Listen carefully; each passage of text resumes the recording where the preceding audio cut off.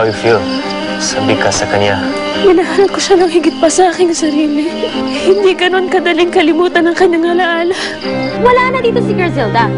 Pero you always make me feel na nandito pa rin yung babaeng yon. Hindi ka naman basta-basta makakalimutan ng lahat ng yon. Alam mo, kausapin mo na lang ako pag nakalimutan mo na yung babaeng yon. Cindy! Bakit hindi ka bumalik sa kanya? That's what I'm going to do. Kaya gusto kong paamuin, Kimarus. Dahil matagal na itong gusto ng kapatid ko.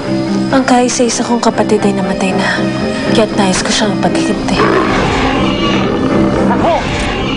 Pati nanay ni Griselda tinutulungan ni Eric. Paano kung mag-asawa na kayo? Baka nga hanggang sa bahay namin titira si Griselda. I have to talk to that Eric. Kasmin! Bakit mo pinahintulutan mangyari ang lahat ng ito?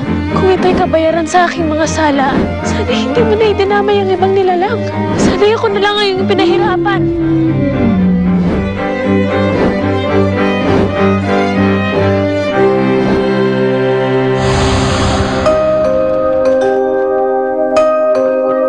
Kinakabahan talaga ako dito sa gagawin natin. Kakausapin ko lang si Eric.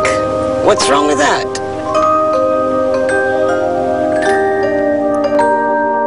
Tay, naiwan ko yata yung cellphone ko. Pakibalikan mo na lang sa desk ko sa opisina, ha?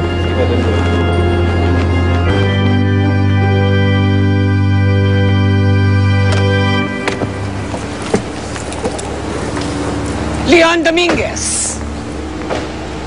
Oh, Veron. Sinabi ko na sa'yo noon, I don't want to have any business dealings with you. And that's final. I'm not here for business. Pagsasabihan ko sana ang apo mo. But since you're here, I might as well tell you. Turuan mo nga ng leksyon yung apo mo. Because his concern for Griselda is getting in the way of their relationship with Cindy. Você está certo, Kimarus. Bebe mais. Temos um longo caminho pela frente ainda. Napakagaling mo, Kasmir. Paano mo napahamo ang Kimarus? Hinawakan ko ang kanyang puso. E usei as lágrimas dele para curar o machucado. Binantayan ko siya ng siya'y nanghihina. Ang ibig lamang sabihin nito ay may kabutihan pang natitira sa Kimarus. Kung mahawakan ng may masamang budi ang kanyang puso, magiging kapon siya ng kasamaan. Hindi mangyayari yun, Kasmir. Mabubuti ang ating kalooban. Nais ko rin siya maging kaibigan.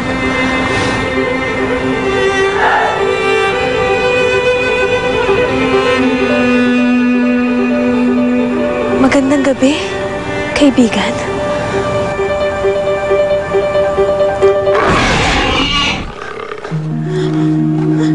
Griselda is a friend, Kimarus. Isa siyang mabuting kaibigan.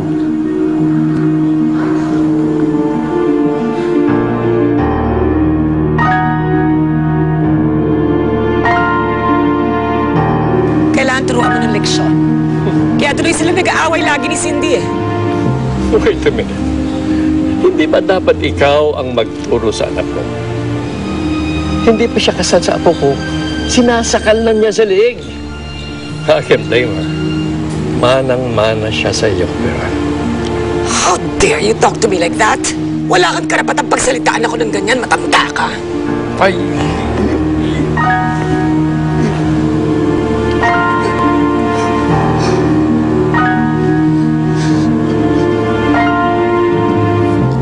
Oh my God.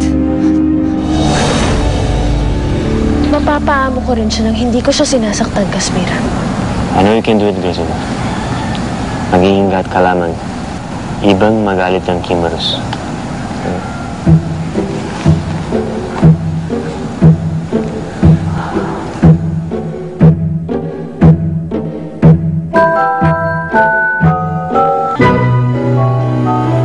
Ipinaghanda kita ng makakain, kaibigan.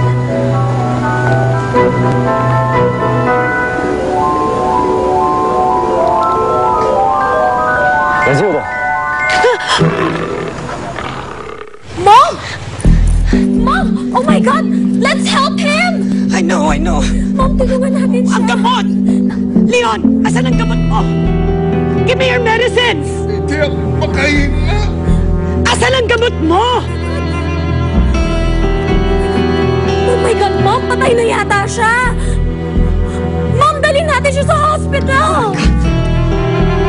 No! No! We better get out of here. Walang dapat makakita sa atin. Hindi dapat tayo pagbintan. We gotta go! Let's go! Ha? Yes! Let's go! Let's go!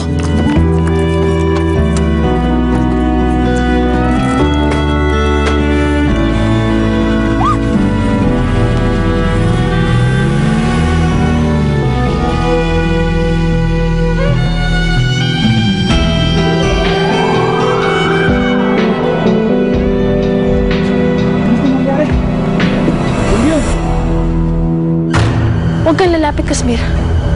Hayaan mo ko mapamo siya.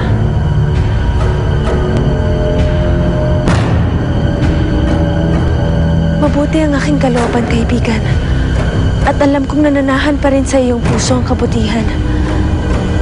Binubulag ka lamang ng iyong puot.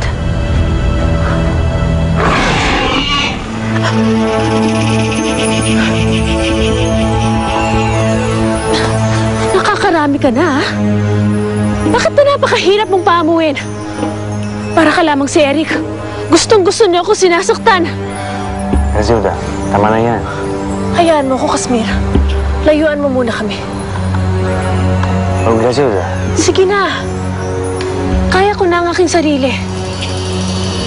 Nais kong patunayan sa kimaros na ito na hindi ko siya titigilan hanggat hindi siya umaamo sa akin. Nagawa ko na to kay Eric. Kaya ko rin itong gawin sa kanya. Sige! Lumapit ka! Saktan mo ako nang ikaw ay masiyahan!